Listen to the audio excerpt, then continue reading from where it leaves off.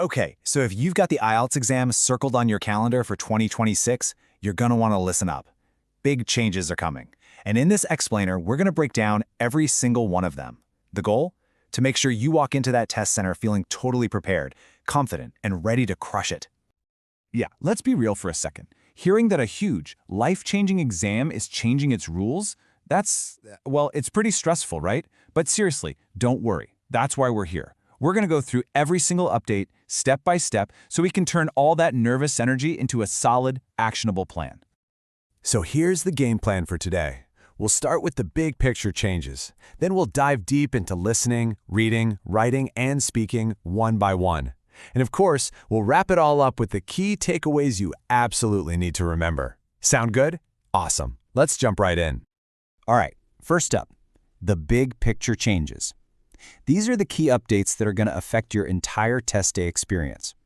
We're talking about the stuff you need to know before you even sit down and look at the first question.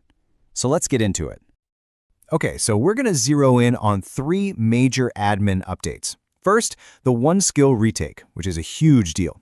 Second, the order of the test sections can actually change now. And third, a brand new, very strict rule about using a pen for the paper-based test. So, the one skill retake. Honestly, this could be a total game changer for so many people. Just imagine this. You absolutely nail 3 sections of the test, but you just barely miss the score you need in, say, writing. Instead of having to suffer through the entire exam all over again, you can now retake just that one section. But, and this is a big but, there's a catch. Right now, it's only available for computer-based tests and only at certain test centers, so you absolutely have to check if your specific location is offering it. I know, it sounds pretty amazing, doesn't it? Like a total lifesaver. And it can be. But, like with most things that sound too good to be true, there are a couple of important details you really need to consider. We already mentioned availability, but let's talk about the other big one, the cost. So let's look at a real-world example from a test center in the UK. A full test will set you back about £225. The one skill retake, that's £168. So yeah, while it gives you this amazing flexibility, it is definitely not a cheap option. It's a significant chunk of the full test fee. It really becomes a strategic decision you have to make. Is the convenience worth that very real cost?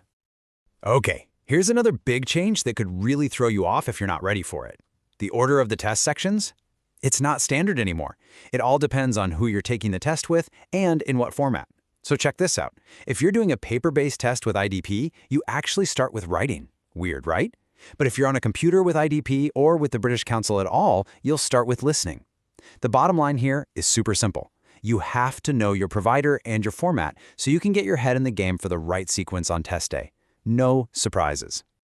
Now, for anyone planning to take the paper-based test, listen up, because this is a small detail, but it is absolutely critical. The rule now is super strict. You must, and I mean must, use the black ink pen that the test center gives you. That's it. No personal pencils, no favorite pens, no exceptions. So yeah, you're gonna have to leave that lucky pen at home for this one.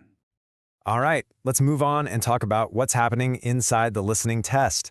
The big story here is kind of a trade-off, really.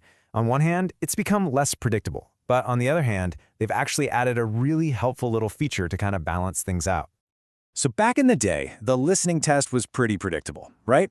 You could almost always bet on getting a big, complex map or a major matching task. Well, not anymore. Now it's way more varied. You might get 2 smaller matching tasks, or maybe you'll get none at all and see more multiple choice questions instead. It's a bit of a mixed bag. And while that unpredictability can be a little scary, the upside is that the individual tasks themselves can often feel a bit smaller and more manageable. And remember that helpful new feature I mentioned? Here it is. It's small, but it's so useful. For the first time ever, some of the maps will actually include a "You Are Here" marker. This is great news. My advice, the second you see that map, find that marker. Use it to get your bearings immediately before the audio even begins. It's such a good way to start the task feeling confident instead of frantically trying to figure out where you are. Okay, next up, navigating the reading test. And I've got to say, I think what's happening here is going to be good news for a lot of you.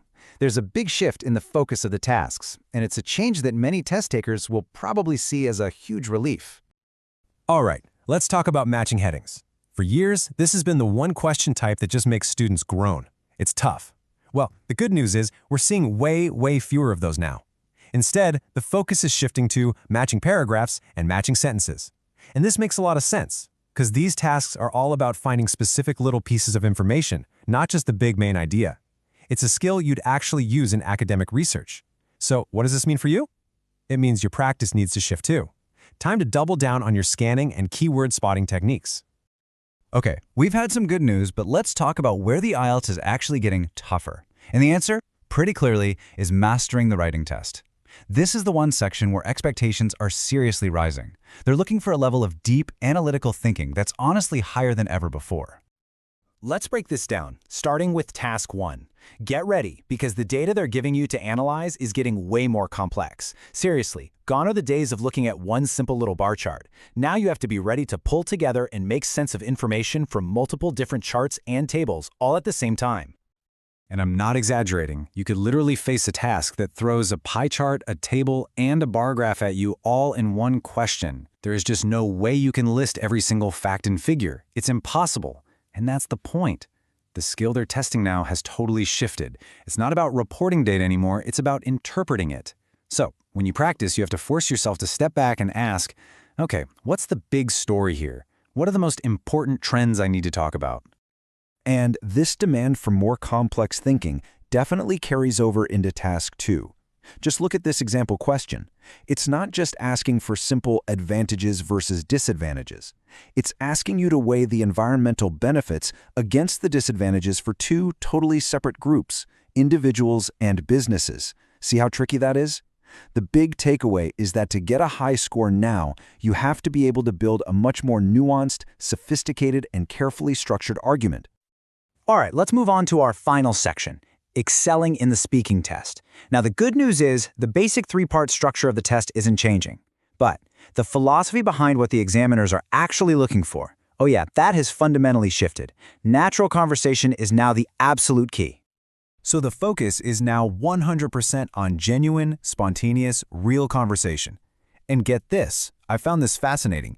Examiners are now being specifically trained to spot and penalize memorized, pre-rehearsed answers. So that perfect speech you practiced 100 times, it's not going to get you the top score. The real goal is to prove you can hold an actual conversation, that you can think on your feet, respond to unexpected questions, and just talk naturally. Phew, okay, I know that was a lot of information to take in. So let's boil it all down. This last section is all about your key takeaways, the things you absolutely positively need to remember as you get ready for the 2026 test. So here it is, your 2026 IELTS checklist. Think of this as your new study Bible. Number 1, the first thing you should do is check if your test center even offers the one-skill retake. Number 2, figure out your test provider's specific section order so you're not surprised on the day. Number 3, shift your reading practice away from matching headings and focus hard on matching paragraphs and sentences. Number 4, in your writing prep, get ready for super complex data and tricky multi-part questions. And finally, number 5, and maybe the most important, practice authentic conversational speaking. Ditch the scripts.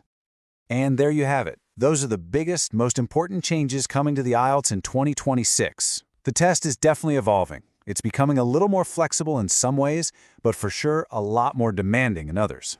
So the real question, the one you need to think about tonight, is, now that you know all this, how are you going to change your preparation to rise to the challenge?